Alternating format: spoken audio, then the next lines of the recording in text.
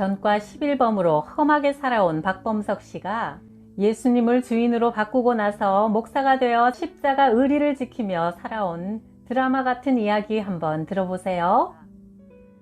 어느 날 아내가 진지한 표정으로 의논했다. 저도 선교하러 다니고 싶어요. 미용 기술을 배워서 시골 교회를 찾아가 동네 사람들에게 교회 마당에서 무료로 퍼머를 해준다고 하면 사람들이 몰려올 테고 퍼머하는데 2시간씩 걸리니까 그 시간에 전도하면 듣기 싫어도 고스란히 들어야 하니 좋은 전도 방법이 될 것 같아요. 그거 좋은 생각인데? 당신은 미용 선교로, 나는 교도소 선교로 우리 부부가 힘을 합쳐 몸과 마음 아끼지 말고 복음을 전합시다. 다음 날부터 아내는 학원에 다녔고 수료 후 미용실을 20년 경영했던 박주연 권사님과 함께 선교를 다니기 시작했다. 어느 날 전라도 어느 섬마을에 선교 갔다 온 아내가 신이 나서 말했다. 작은 섬이라 그곳에는 미용실이나 이발소가 없어요.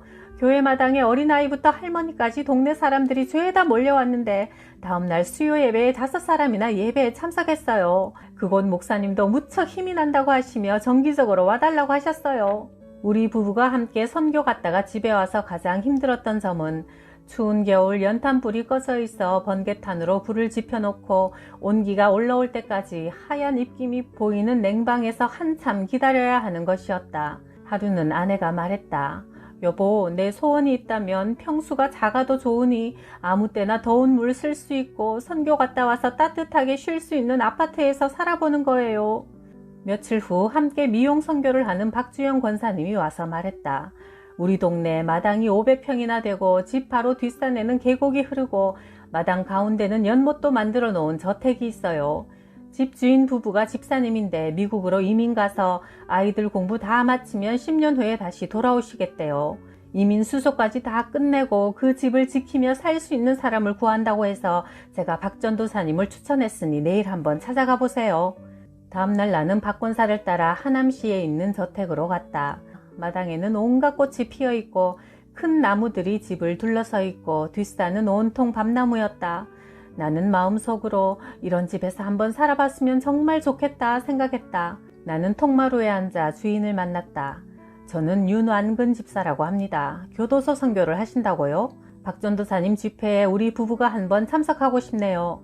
예, 이번 주에 은평구 응암동의 초대교회에서 헌신 예배에 초청받았습니다. 그날 윤 집사 부부는 맨 앞자리에 앉아 듣고 있었다. 다음 날 윤 집사가 우리 집에 찾아왔다. 이렇게 좁은 방에서 부부가 선교 다니시느라 얼마나 힘드세요. 어제 집회에서 큰 은혜를 받고 집으로 돌아와 기도하던 중 박 전도사님이 우리 집에서 사셔야 한다는 감동을 받았으니 이삿짐을 싸서 저희 집으로 오세요. 우리는 다음 주에 미국으로 떠납니다. 전도사님, 이 집에서 기도를 많이 쌓아주세요. 그리고 저는 3대 독자라 형제가 없습니다. 전도사님도 외로우시니 우리 형제같이 지내요. 그는 나를 꼭 끌어안아 주었다. 그렇게 우리는 꿈에서도 상상하지 못한 그림 같은 대저택으로 이사했고 나는 새벽마다 뒷산으로 올라가 기도하며 목청껏 찬송을 불렀다. 어느 날 아내가 말했다. 여보, 생활비 통장에 200만 원이 있는데 70만 원을 필리핀 이종우 선교사님께 중고 자동차라도 구입하라고 보냈으면 해요. 내 돈 70만 원이면 7천만 원이나 마찬가지다.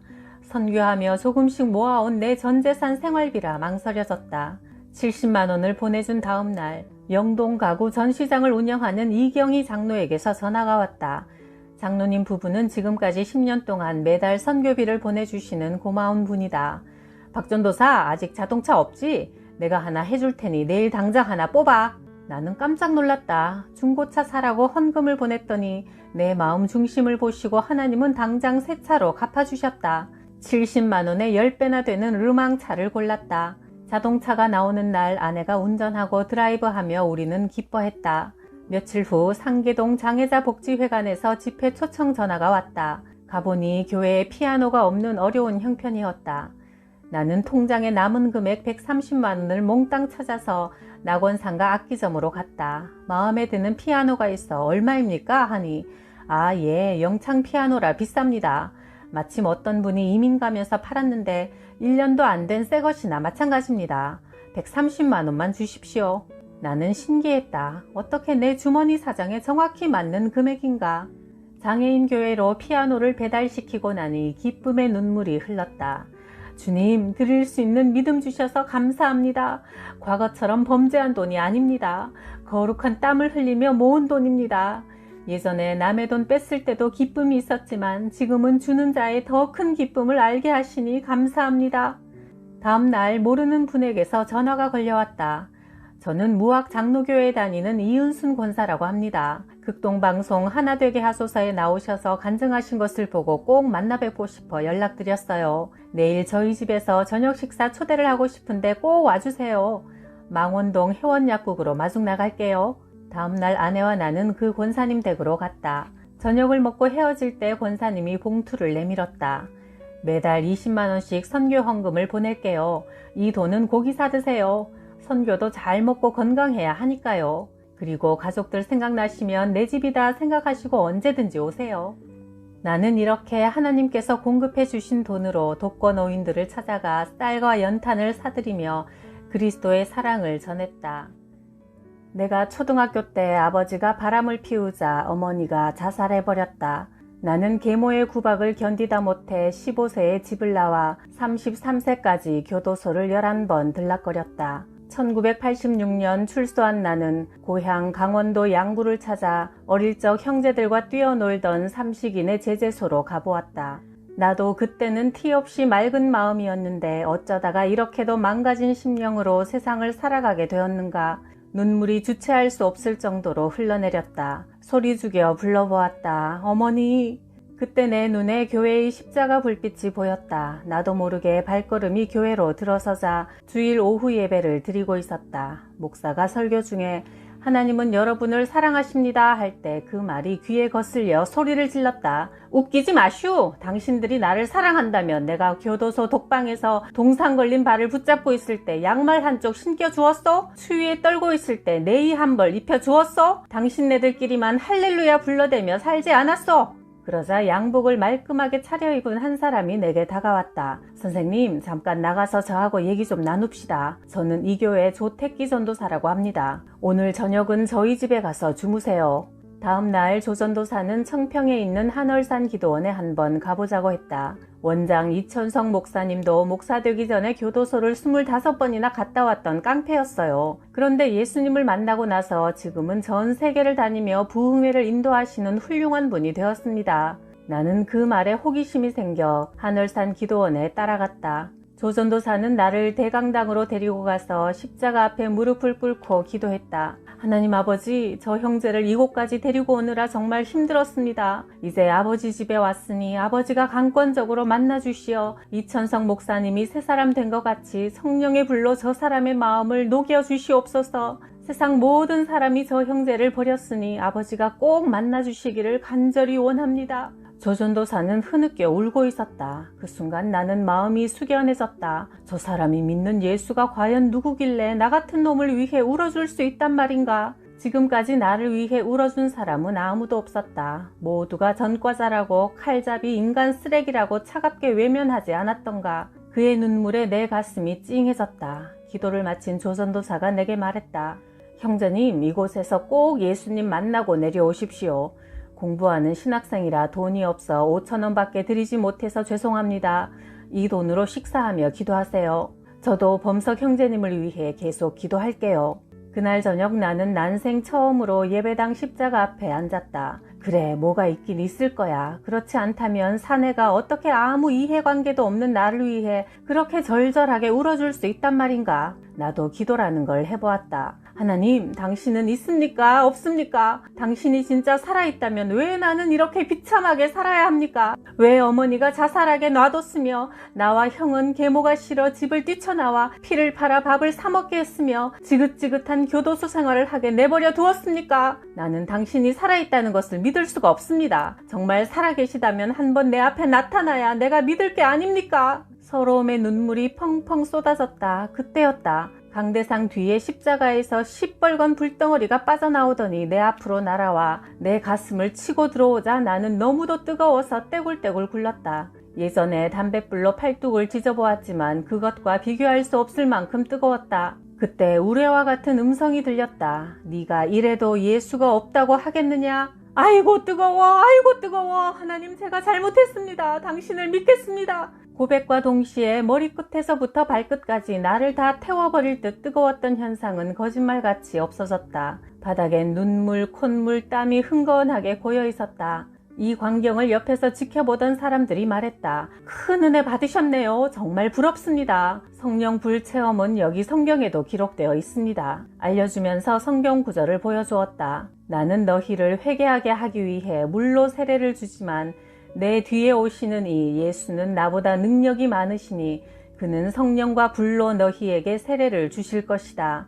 마태복음 3장 11절. 그리고 구약 성경에도 엘리야라는 선지자가 하나님과 바알신 중에 누가 참 신인지 경쟁할 때 하나님이 하늘에서 불을 내려 하나님의 살아계심을 보여주신 이야기도 해주었다. 나는 살아계신 하나님을 만난 기쁨에 넘쳐서 할렐루야 할렐루야 하며 뛰어다녔다. 그날 밤 11시 다시 강대상 십자가 앞에 앉아 눈물 콧물 흘리며 지난날 지은 죄들을 회개했다. 심한 구토가 터져나왔다. 그 순간 욱 구역질 할 때마다 배에서 뭔가 쑥 올라와 시커먼 물체가 입을 통해 빠져나가는 것이 느껴졌다. 지금껏 나를 사로잡고 악하게 살도록 내 삶을 조종했던 귀신의 세력이 성령님이 내게 임하니 더 이상 견디지 못하고 도망갔던 것임을 훗날에 깨닫게 되었다. 구토가 멈추자 내 몸이 공중에 둥둥 뜨며 가볍게 날아가는 기분이었다. 마약과 대마초도 해보았지만 그 기분보다 비교할 수 없는 황홀한 기쁨이었다. 어제의 박범석이는 죽었다. 마귀가 갖다주는 절망에 빠져 18년 동안 교도소를 들락거리며 폭력, 마약, 술로 살면서 지옥으로 끌려가던 내가 예수 그리스도의 피로 수혈받았으니 이제 내 몸은 내 것이 아니라 주님의 것이었다. 나는 새벽부터 눈만 뜨면 성경을 읽으며 말씀에 빠져들었고 재래식 화장실 청소도 찬송을 부르며 기쁘게 했다. 하나도 더럽다는 생각이 안 들었다. 똥만도 못한 나를 만나주시고 구원해주신 생각을 하니 지난날 내 삶이 하나님 보시기엔 이 똥냄새보다 더 더러웠을 것이라 생각하니 은혜가 넘쳤다. 조전도사가 주고 간 5,000원이 다 떨어져 일주일 금식하며 기도했다. 하나님, 예수님을 만났지만 갈 곳이 없습니다. 저는 앞으로 어떻게 살아야 합니까? 저를 도와주세요. 제 나이 33인데 이제 저도 결혼하여 가정을 갖고 싶습니다. 사랑하는 사람과 함께 앉아 두부찌개에 콩나물국을 먹는 그런 가정생활을 해보고 싶습니다. 그러나 저 같은 놈에게 어느 여자가 오겠습니까? 학벌은 중학교 중퇴요. 가진 것은 온몸에 문신과 칼자국뿐이니 누가 남편감으로 삼겠습니까? 하나님이 저를 끌어안아 주세요. 잠깐 기도한 것 같은데 내 시간을 눈물과 땀으로 부르짖었다. 그날 저녁 내 숙소에 청년 한 사람이 들어왔다. 그는 약혼자와 함께 왔다고 했고 우리는 서로 신앙 간증을 하며 친해져 세 사람이 함께 기도하는 시간을 갖게 되었다. 그때 그의 약혼자인 김상숙 자매가 내게 물었다. 아직 결혼을 안 하셨다니 제 교회 친구를 소개해 드릴까요? 믿음 좋고 착한 애입니다. 다음 주에 인천 화도감리교회에서 이천석 목사님 부흥회가 있는데 그곳에 제 친구를 데리고 갈게요. 나는 깜짝 놀랐다. 결혼 기도를 하자마자 이런 일이 벌어지다니. 하나님께서 내 기도를 들어주셨음을 알았다. 하나님 감사합니다.